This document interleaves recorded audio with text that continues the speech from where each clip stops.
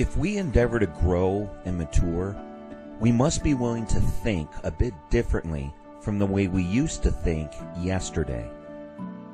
The Apostle Paul said when he was a child, he thought like a child, but when he became a man, he put away childish things. If we are to think differently than we have in the past, it would be wise to reflect on how we think today. It makes sense to consider Mark Twain when he said, "Reflection is the beginning of reform." But what does it mean to reflect? One clinician answers that.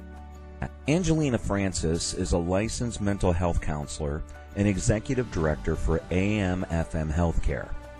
She has said, self-reflection involves being present with yourself and intentionally focusing your attention inward to examine your thoughts, feelings, actions, and motivations. This being the case, perhaps it is wise to compare the way we think to a standard. But what standard is that? Let me suggest the scriptures.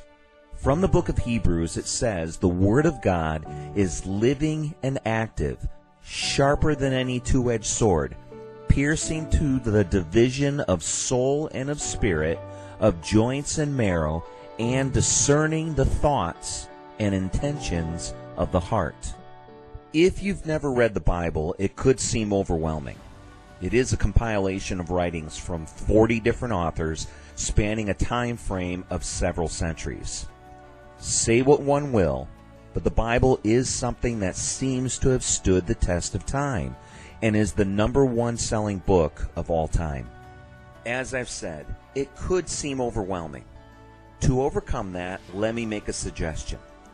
If you commit to read 4 simple chapters a day, you will have read the entire Bible in a year's time. This is doable. If, from time to time, you determine you do not understand what you are reading, keep plowing through. I say this because much of it really is comprehensible.